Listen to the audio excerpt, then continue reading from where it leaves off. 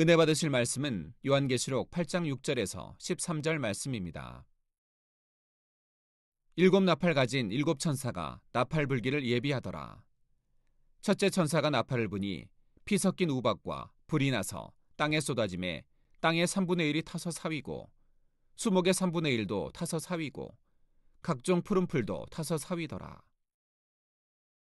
둘째 천사가 나팔을 부니 불 붙는 큰 산과 같은 것이 바다에 던지우매 바다의 3분의 1이 피가 되고 바다 가운데 생명 가진 피조물들의 3분의 1이 죽고 배들의 3분의 1이 깨어지더라. 셋째 천사가 나팔을 부니 횃불같이 타는 큰 별이 하늘에서 떨어져 강들의 3분의 1과 여러 물샘에 떨어지니 이 별 이름은 쑥이라. 물들의 3분의 1이 쑥이 되매 그 물들이 쓰게 됨을 인하여 많은 사람이 죽더라. 넷째 천사가 나팔을 부니 해 3분의 1과 달 3분의 1과 별들의 3분의 1이 침을 받아 그 3분의 1이 어두워지니 낮 3분의 1은 비침이 없고 밤도 그러하더라. 내가 또 보고 들으니 공중에 날아가는 독수리가 큰 소리로 이르되 땅에 거하는 자들에게 화가 있으리로다. 이외에도 세 천사의 불나팔 소리를 인함이로다 하더라. 사랑하는 성도 여러분, GCN 시청자 여러분, 계시록 8장 6절부터는 7년 환란의 재앙들이 더욱 본격화되고 있습니다. 3차 세계대전도 절정에 이르게 되지요.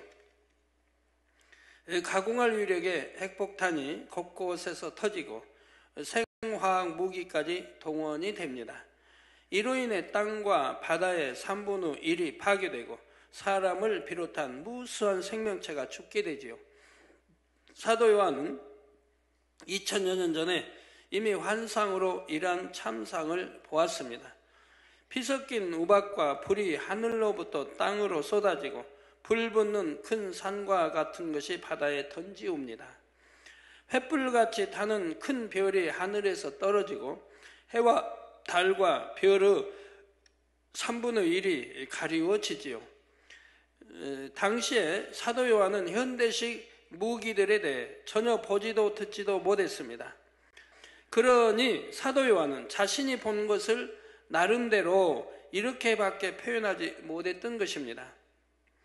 핵폭탄이 터지면서 솟아오르는 엄청난 불기둥, 하늘로부터 쏟아지는 미사일과 로켓탄 등 각종 포탄, 바다와 강과 여러 물샘에 떨어지는 각종 핵폭탄과 생화학 무기들, 이러한 참상 속에서 삶의 소망이나 미래에 대한 어떠한 희망도 더 이상 찾아볼 수가 없지요. 그야말로 죽음의 땅과 바다가 되는 것입니다. 핵폭탄이나 생화학 무기를 사용하면 서로가 어떻게 되는지를 잘 알면서도 끝내 그것을 선택하게 된다는 사실입니다. 그렇다면 왜 이러한 상황에까지 이르게 되는 것일까요? 오늘은 본문의 배경이 되는 세계 정세에 대해 다니엘서 2장 31절 이하에 나오는 내용과 더불어 간단히 살펴보도록 하겠습니다. 물론 지금부터 말씀드릴 내용은 저와 여러분이 이미 들림받은 이후의 일들입니다. 하지만 성경에 기록된 하나님의 말씀이 얼마나 정확하게 성취되는지를 깨달아 여러분에게 큰 믿음이 되시기를 바랍니다. 성도 여러분, 세계 정세의 흐름에 대해서는 그동안 여러 차례에 걸쳐 말씀드렸습니다. 유럽연합이 어떤 과정을 거치면서 하나로 통합되어 갈지에 대해 이미 개척 때부터 말씀을 드려왔지요. 그러면 7년 환란 때에는 세계 정세의 판도가 어떻게 될까요? 역시 가장 두드러지는 세력은 유럽연합입니다. 유럽연합이 지금 현재로서는 아직까지 세계 정세를 주도해 갈 만한 힘은 없지요. 하지만 7년 환란에 들어서게 되면서부터 유럽연합의 힘은 점점 더 커집니다. 그래서 결국 강력한 힘으로 세계를 주도하며 통제하게 되지요. 7년 환란 동안 그들에게 허락된 역할을 감당하게 되는 것입니다. 그러다가 7년 환란이 마무리될 시점에 이르면 그처럼 강력했던 유럽연합도 분열의 길로 접어들게 됩니다. 성경은 이러한 과정에 대해서도 이미 구약에 자세히 기록해 놓았지요. 바로 다니엘서 2장 31절에서 45절의 내용입니다. 이는 당시 세계를 제패하던 바벨론 왕국의 느부갓네살 왕이 꾼 꿈의 내용입니다.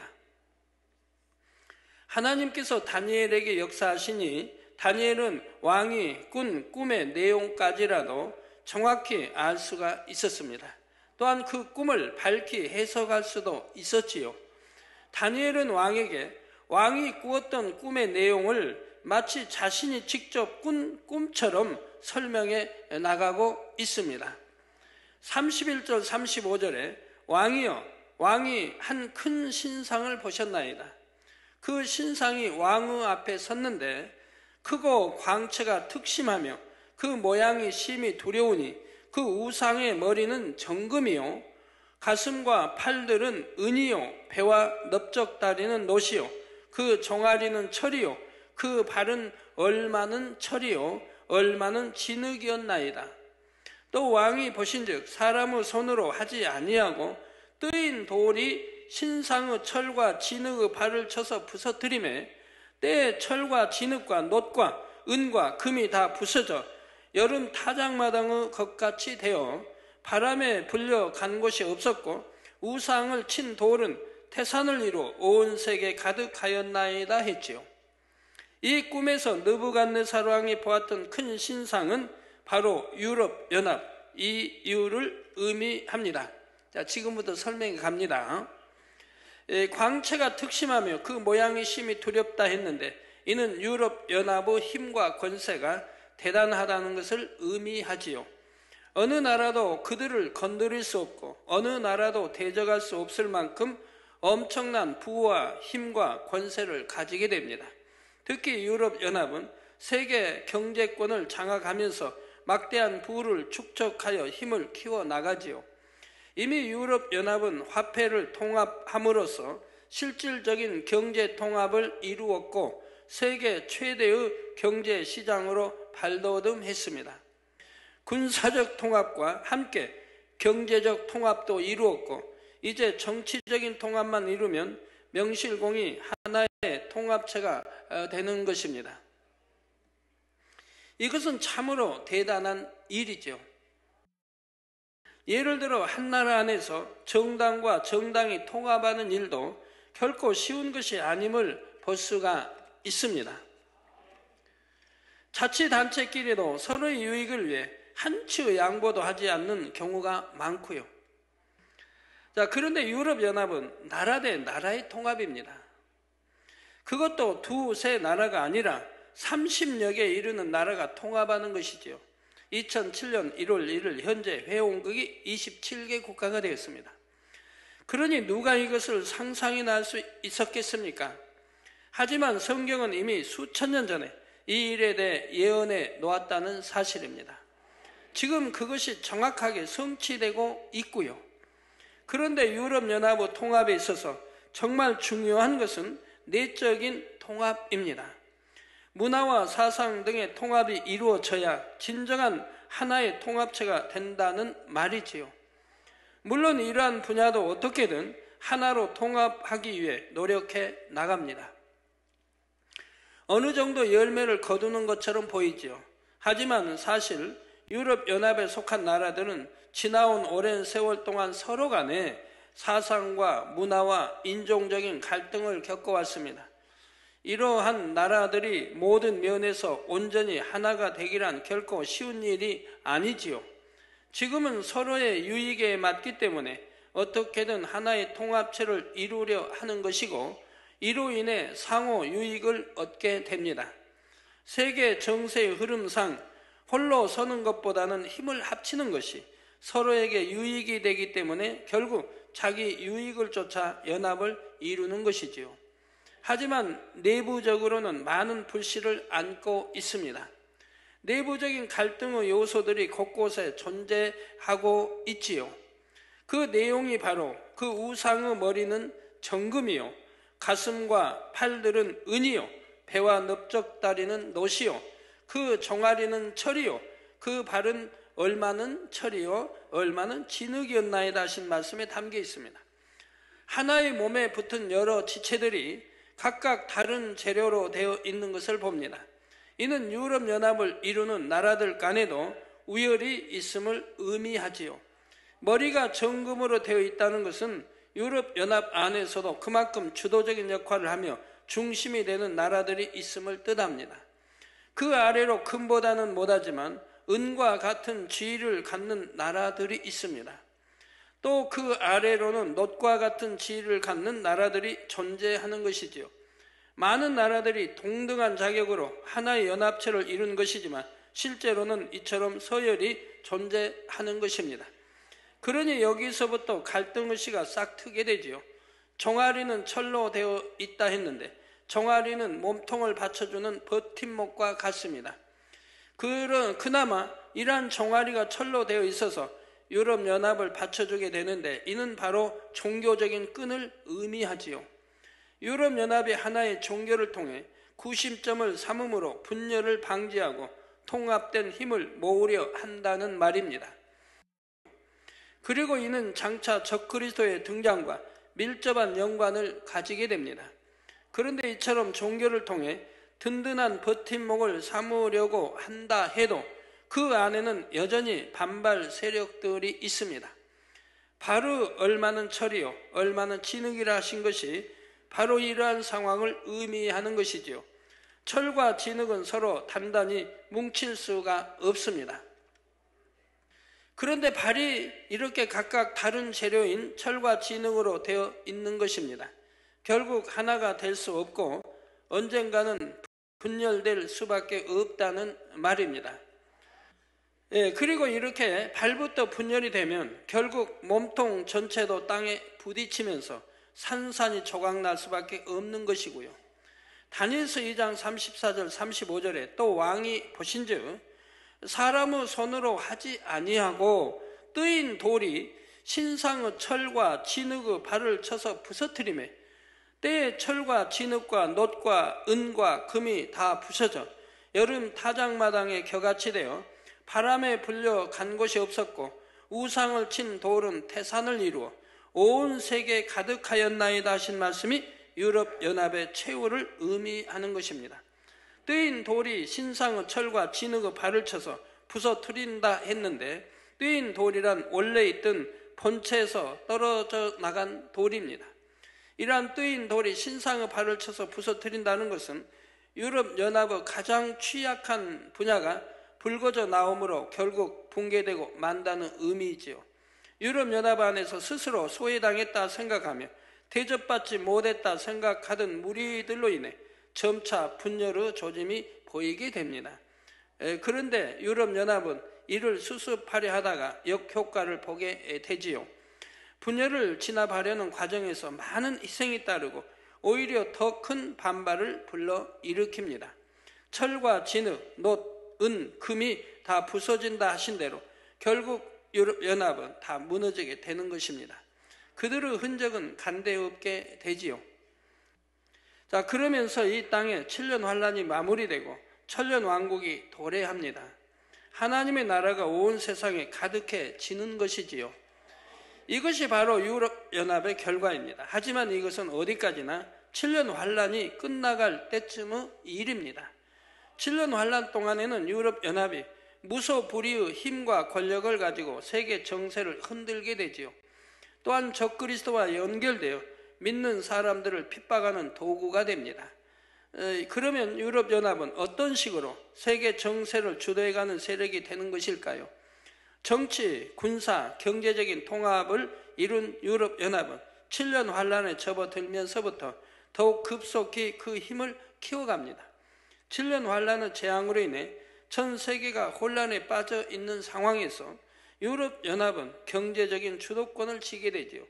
먼저는 경제적인 힘을 무기로 하여 전 세계의 나라들을 하나하나 포섭해 갑니다.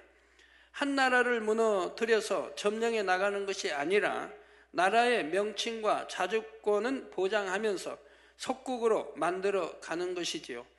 경제적으로 종속을 시킨 후에는 점차 자기들이 원하는 대로 주도해가는 속국으로 만들어 버리는 것입니다. 그래서 유럽연합은 유럽에서뿐만 아니라 전 세계 여러 나라들을 유럽연합의 테두리 안에 묶어갑니다. 하지만 이것도 결국에는 유럽연합이 붕괴되는데 원인을 제공하게 되지요. 어쩔 수 없이 유럽연합에 속했지만 시간이 지나면서 곳곳에서 불만이 터져나옵니다. 수많은 불이익과 착취를 당하는 것에 반발하는 것이지요. 7년 환란이 마무리될 때쯤에는 이러한 현상들이 더욱 두드러지면서 유럽연합의 붕괴를 가속해 가는 것이고요. 성도 여러분, 그런데 이러한 유럽연합이 7년 환란 동안 세계 정세의 흐름을 타고 본격적으로 두각을 나타내게 되는 계기가 있습니다. 왜 그렇게 갑자기 강해져 버리나요? 그것이 바로 오늘 본문의 상황이지요. 전에도 말씀드렸듯이 세계 정세의 흐름은 크게 3파전의 양상을 띠게 됩니다. 유럽연합, 중국과 러시아, 그리고 미국이지요. 이 흐름은 7년 환란 중에도 계속되는데 오늘 본문의 상황에 이를 때쯤에는 유럽연합이 중국과 러시아와 손을 잡게 됩니다. 그러면서 석유에 대한 주도권을 잡기 위해 세계 열강들의 관심이 중동 지역으로 쏠리게 되지요. 이 상황을 설명한 것이 바로 오늘 본문 7절에서 12절의 내용입니다. 마침내 전 세계의 3분의 1이 파괴되는 엄청난 피해가 발생하는 것입니다. 앞뒤 생각할 겨를도 없이 어떻게든 상대편을 무너뜨리고자 핵폭탄과 생화학 무기까지 동원합니다. 그러다가 막상 눈앞에 펼쳐지는 엄청난 피해 상황을 보면서 양측 모두 잠시 주춤하게 되죠. 하지만 이것도 잠시뿐입니다. 비록 더 이상의 핵폭탄이나 생화학 무기는 사용하지 않더라도 새로운 형태의 전쟁이 시작되지요. 이것이 바로 계시록 9장 16절에 마병대의 수는 2만만이니 내가 그들의 수를 들었노라는 말씀과 연관이 있습니다. 유프라데스 강을 중심으로, 즉 지금의 중동 지역을 중심으로 하여 양측에서 엄청난 숫자의 연합군이 모여 또 다른 전쟁을 벌이게 되는 것이지요. 이때 모인 군대의 수를 2만만이라 표현하고 있는 것입니다. 여기에 대해서는 9장에서 다시 설명하겠습니다. 핵전쟁에 이어 또다시 벌어지는 엄청난 규모의 전쟁으로 인해 양측 모두 상상할 수 없는 피해를 보게 됩니다. 자, 이때 바로 유럽연합이 등장합니다. 그러면 이때 유럽연합은 자연스럽게 그 공백을 치고 올라오게 되지요. 물론 겉으로는 유럽연합이 마치 중국과 러시아 그리고 미국 사이를 중재하려는 것처럼 보입니다. 그러나 이것이 결과적으로는 유럽연합으로 하여금 주도권을 잡도록 하는 계기가 됩니다. 중국과 러시아 그리고 미국은 이미 너무나 많은 힘을 소모해 버렸지요. 이때 유럽연합이 중재 역할을 자처하면서 결국에는 주도권을 장악해 나가는 것입니다. 또한 미국과 손을 잡고 있던 이스라엘의 마음까지도 오히려 빼앗아가지요. 그러면서 일어나게 될 상황이 바로 마태복음 24장 15절에서 16절에 기록되어 있습니다. 그러므로 너희가 선지자 다니엘의 말한 바 멸망의 가증한 것이 거룩한 곳에 선 것을 보거든 읽는 자는 깨달을진저 그때 유대에 있는 자들은 산으로 도망할지어다 하신 것입니다. 이스라엘을 회유하려는 유럽연합은 그럴듯한 제안을 하게 됩니다. 이스라엘의 가장 큰 염원인 성전 건축을 돕겠다는 것이죠. 이에 속아 넘어간 이스라엘은 유럽연합과 손을 잡는 것입니다. 그런데 막상 성전이 건축되고 보니 그 성전 안에 가증한 우상이 선 것을 보게 되죠. 물론 앞으로 계속 설명이 되어지겠습니다. 그제서야 이스라엘은 자신들이 속은 것을 깨닫게 됩니다. 이때야 비로소 이스라엘은 하나님 앞에 회개하게 되지요. 자, 이처럼 유럽연합은 3차 대전의 양상 가운데서 교묘하게 세계 정세의 주도권을 잡고 많은 나라들을 속국으로 만들어 갑니다. 그러면서 7년 환란의 후반부에 접어들게 되고 적그리스도가 주도하는 핍박과 고문이 자행되는 것입니다. 유럽연합은 하나님께서 허락하신 시간 동안 즉 7년 환란이 끝나갈 때쯤에 결국 붕괴되기까지 적그리스도에게 주어진 역할을 해 나갑니다. 이것이 바로 7년 환란 동안에 펼쳐질 대략적인 세계 정세의 흐름입니다. 자, 이 흐름의 중요한 전환점이 되는 것이 바로 오늘 본문의 상황이고요. 이렇게 해서 네 번째 천사까지 나팔을 불었고 이제 다섯 번째 천사가 나팔을 불 차례입니다. 그 전에 오늘 본문 13절에서는 앞으로 다가올 재앙이 얼마나 대단할지를 미리 경고하고 있지요. 내가 또 보고 들으니 공중에 날아가는 독수리가 큰 소리로 이르되 땅에 거하는 자들에게 화가 있으리로다. 이 외에도 새 천사의 불나팔 소리를 이남이로다 하더라 했습니다. 먼저 여기에 나오는 독수리란 영적으로 네 생물 중에 독수리 생물을 의미합니다. 이처럼 네 생물 중에 독수리가 등장하는 것은 하나님의 섭리 안에서 일어나는 일임을 나타내지요. 이 땅에 펼쳐지는 재앙들이 단순히 유구 세상의 돌아가는 현상이 아니라 영적인 공의의 법칙에 따른 것임을 나타내 줍니다. 그런데 여기에 등장하는 독수리가 육적으로는 저공 비행을 하는 헬리콥터나 비행기를 의미합니다. 전쟁으로 인해 통신 수단이 파괴된 상태에서 이와 같은 방법을 통해 위험을 알리는 것이지요. 위험이 끝난 상황이 아니라 앞으로 더 큰 위험이 닥치게 될 것을 경고, 방송해 주고 있는 것입니다. 결론을 말씀드립니다. 사랑하는 성도 여러분, 7년 환란 동안에는 개인이든 민족이든 나라든 모두가 자기 유익만을 구합니다. 물론 오늘날도 지금도 마찬가지이지만요, 그때는 더 심해지지요. 상대를 배려해 준다는 것은 꿈 같은 이야기이지요. 자기 유익을 위해 서로가 손을 잡았다가도 유익이 안 된다 싶으면 이내 상대를 배신하고 다른 쪽과 손을 잡습니다. 그러나 이러한 현상이 그때 가서 갑자기 생기는 것이 아닙니다. 오늘날도 이미 얼마나 많은 사람들이 오직 자기 유익만을 위해 살아갑니까? 서로 사랑할 줄도 모르고 상대를 배려하거나 유해 줄 줄도 모릅니다. 자기 유익이나 정욕을 쫓아 배신도 밥 먹듯이 하는 세상이 되었지요. 그리고 그 사람들이 오히려 더 큰 소리 치는 걸 봐요. 그러나 오늘 말씀을 들으시는 여러분 중에는 이러한 세상의 풍조를 쫓는 분이 한 분도 없기를 부탁드립니다. 로마서 12장 2절에 너희는 이 세대를 본받지 말고 오직 마음을 새롭게 함으로 변화를 받아 하나님의 선하시고 기뻐하시고 온전한 뜻이 무엇인지 분별하도록 하라 했습니다. 이 말씀처럼 오직 하나님의 뜻을 쫓아 거룩한 주님의 신부들로 단장해 가는 여러분 모두가 되시기를 주님의 이름으로 축원합니다.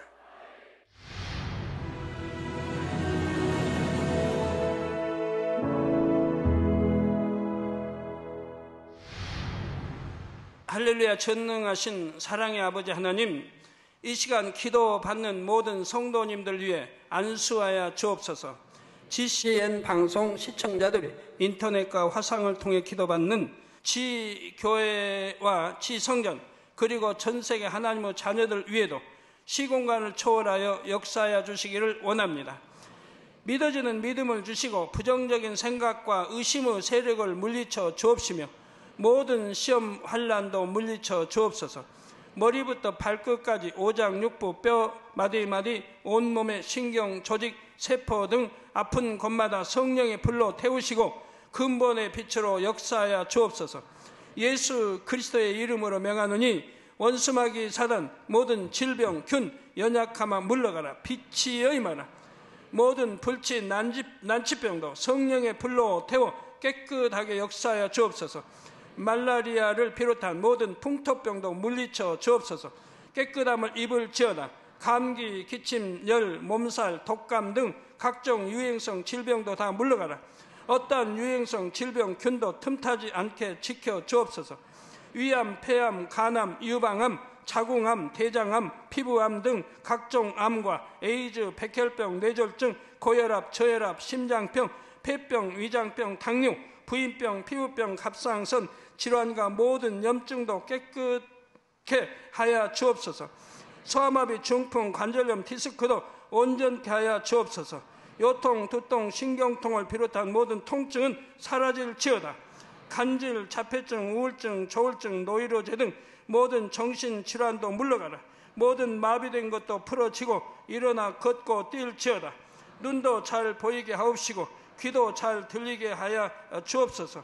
소경은 눈을 뜨고 기머거리는 들으며 벙어리는 말할지어다. 각종 사고, 후유증도 깨끗게 하시고 부러진 뼈도 붙여 주옵소서. 화상 입은 것도 온전케 하옵소서. 화기야 물러가라. 열도 물러가라. 아버지, 흉터도 나지 않게 역사해 주시기를 원합니다. 마약을 비롯하여 각종 약물과 독극물 중독도 깨끗함을 입을지어다. 죽은 신경과 세포가 살아나며 죽은 자도 살아나게 하여 주옵소서. 잉태의 축복도 주시기를 원합니다. 잉태 축복을 받으라. 예수 그리스도의 이름으로 명하노니 원수마귀 사단아, 하늘 공중 곳에 잡은 악의 영들아 물러가라. 그의 사자들도 물러갈지니라. 이 땅의 악한 영, 더러운 영, 거짓되고 간사한 영, 이간질하고 미혹하는 모든 어둠들은 물러가라. 모든 흉악의 결박을 풀고 어둠아 물러가라. 빛이여 임하라. 아버지 하나님, 부르짖어 기도할 수 있는 능력을 주시고 죄를 버리고 성결될 수 있는 능력을 주옵소서. 영혼이 잘됨같이 범사에 잘되게 하시고 가정의 복음화도 이루어 주시기를 원합니다. 한 주간도 모든 사고와 재앙으로부터 지켜주시고 불통이 없는 형통한 삶을 살 수 있도록 축복해 주옵소서. 성령의 불담으로 천군 천사와 주님의 불꽃 같은 눈동자로 모든 하나님의 자녀들과 가정, 일터, 사업터를 지켜주시기를 원합니다. 학생들에게 지와 명철을 더하시고 공부도 할 수 있는 뜨거운 마음과 열정도 더하여 주옵소서. 마음과 생각을 세상에 빼앗기지 않도록 지키시고 하나님을 뜨겁게 사랑하는 학생들로 축복하여 주옵소서.